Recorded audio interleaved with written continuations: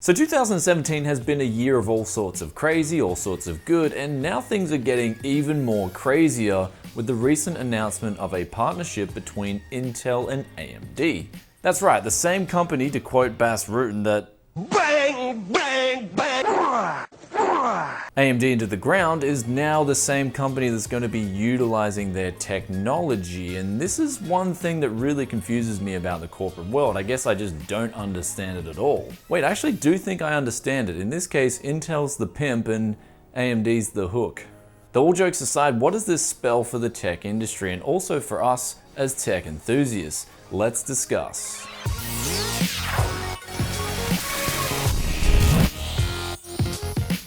Welcome back to Tech Yes City, and today I'm going to take a look at not only AMD, Intel, and Nvidia in this big deal, but also which I believe is the biggest player, and that is Apple. If you guys didn't know, Apple is currently 3 times the size of AMD, Intel, and Nvidia put together. They are a massive company with a massive amount of pulling power. And since they use Intel CPUs and AMD GPUs pretty much exclusively in their Macintosh lineup, it makes no surprise that Intel are releasing a chip that's going to use less power, be more efficient, and have really good graphics processing power with an AMD chip on board in their new design. Now, they're utilizing AMD's semi-custom design, and also not only that, they're pulling over Raja Koduri, which is AMD's chief architect for the AMD graphics division, who's recently left and joining Intel.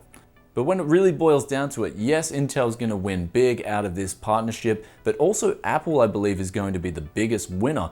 Not only can they sell more products now that are thinner, more powerful, but they'll also be utilizing more of that profit because of the reduced costs of going with that CPU mixed with the GPU into a new custom chip design.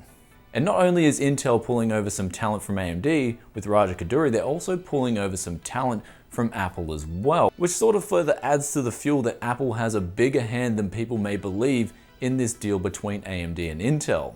So this is the first announcement from Intel, and this piece of technology will be going into laptops. Intel have also gone on the record for stating that they want to compete in the high-end discrete graphics card market. So are they going to be making a discrete GPU? That remains to be seen, but people are saying that this is the fall or the start of the fall of Nvidia, and I'm here to sort of disagree with that. Nvidia, in the last 5 years, have grown 20-fold. They're an absolute dominator in terms of the discrete graphics card market. Quickly pulling up a Steam survey shows that 90% of GPUs used on Steam for gaming are Nvidia graphics solutions. And furthermore with that, laptops aren't even in the top 10 of those GPUs. So if laptops are going to come in and compete with the desktop gaming market, I just don't see how they're going to revolutionize and take over that desktop market when there's such a big market share. And a lot of people, myself included, love gaming at a desk with a nice big keyboard, mouse pad, and mouse. I just don't see how a laptop is going to compete with this anytime soon.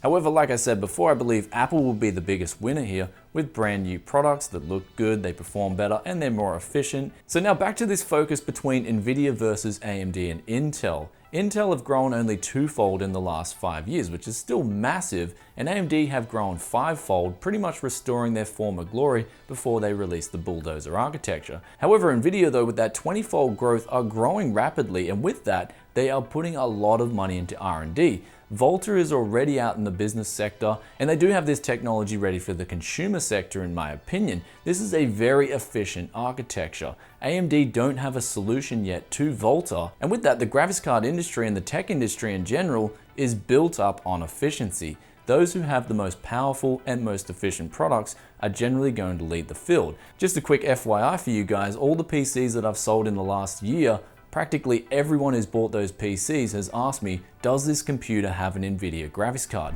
So not only is Nvidia killing it at the moment, they've also established a very strong brand reputation in my opinion. So with that in mind, I believe it's going to be very hard for AMD and Intel to completely kill off Nvidia. They ain't going anywhere anytime soon in my opinion, and since graphics cards, or at least GPU compute power, is much better or much more efficient than CPU compute power, I see the future being in the graphics field. Maybe Intel feels a little bit threatened by this, and we've also seen NVIDIA on the lines releasing their own custom Tegra designs, which they may put further R&D into, and that's already going into the Nintendo Switches, for example. So with all the he say and she say out there at the moment, I think the next few years are going to be very interesting for the tech scene, and I do see Intel being very threatened by NVIDIA, especially the progress that they've made over the last 5 years. So what these new custom designs from Intel are going to bring to the market remains to be seen, but one thing's for sure is that Intel do have a massive R&D budget, and if they can pull this into a GPU solution, then it could mean happy days for us as graphics card consumers. So the last thing I wanted to talk about is the winners and losers in this deal. I think NVIDIA are remaining neutral at the moment, especially since Intel have drawn all their cards on the table.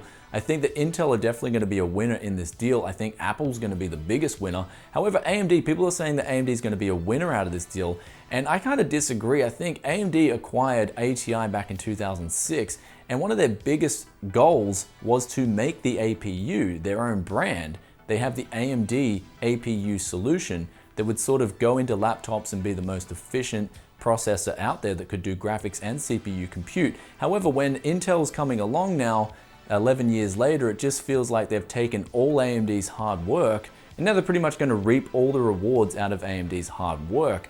So it's kind of disappointing to see that AMD's just licensing this, and we know with the console deals that AMD, in my opinion, did sell themselves cheap to the console developers, Sony and Microsoft. And also on that note, the Chinese government has also leased the intellectual property off AMD as well. So one thing that AMD does have to be careful with is if they lease their IP technology out too much, then maybe these other companies, and especially in the cases of the tech companies, they can figure out workarounds and then make a clone or a copy of that architecture. And AMD in years' time, once the licensing agreement's finished, these companies, after they've made their own architecture, a spin-off, and it happens all the time in intellectual property, believe it or not, AMD will then get no rewards for their hard work. So anyway guys, this was a topic that I really want to discuss. I think there's much more than meets the eye, especially when you read the news articles and what's going on. There's a lot of shifting going on between the scenes, but one thing I know certain is the next few years are going to be very interesting. What's going to happen is anybody's guess, in my opinion.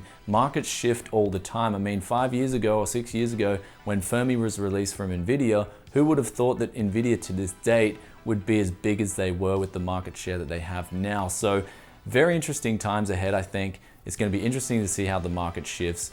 Are NVIDIA going to lose market share? Are Intel going to come into the graphics card market as well? And is Apple going to keep growing and growing? And is AMD possibly going to lose out of this? So I also went to Twitter to ask you guys if you had any questions relating to this matter. And first of all, Hardware Unboxed, he asked, are they trading? Will AMD's next-gen APUs have Ryzen cores and Intel HD graphics? Nice troll, Steve. I don't think that will happen. Intel HD graphics are actually very underpowered, and they're pretty bad, especially compared to what NVIDIA and AMD are offering. Stailwind asks, is this to compete in the high-end gaming laptop arena? Will there be a desktop spin-off CPU? And the answer to this is definitely yes. It is to compete in the high-end gaming laptop arena, I think.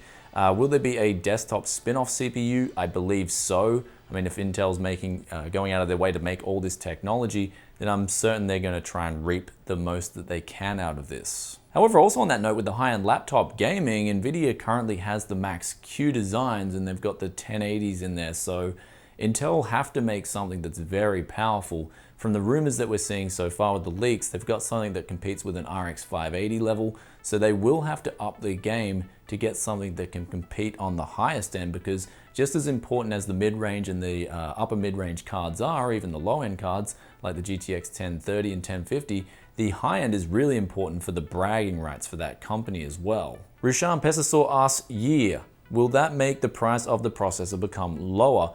If you're talking about just a CPU, definitely not. But if you're talking about a solution between a CPU and a GPU, if you were to go out and buy those two separate solutions versus this one sort of CPU hybrid, then definitely yes, it should make the price lower. Venbit asks, is Intel doing this because AMD Ryzen actually destroyed part of their market? No, Intel, I believe, is doing this because Apple want this. That's my opinion on that. Quickly got a message while I was reading that comment. Donix M asks, I've been wondering, is it possible for the GPU implemented like this to be as powerful as discrete GPUs And yes, definitely with the mid-range cards, I think that's possible. We've seen with the custom console solutions that they can get a lot of power out of those. So it's going to be interesting to see what Intel brings to the market. But in terms of the highest end, like a GTX 1080 Ti, don't expect that anytime soon. Nathan Pidd Gaming says, "What are you filming? You don't want it to be out of focus."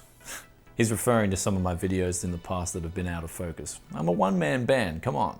Zabobjanik, sorry if I pronounced that wrong, was Raja fired or not? The people want you to get to the bottom of this. That right there is a very difficult question. Me being all the way over in Australia, I would have no idea. I can do a bit of research, I'll keep you guys posted, but ultimately only Raja and the respective people he's signed contracts with would know the real answer. Or maybe if he let word slip through a few close friends, and I'm sure they probably wouldn't talk either. And then the last question we have here is from Adrian Smith. What does this mean for the future of budget laptops?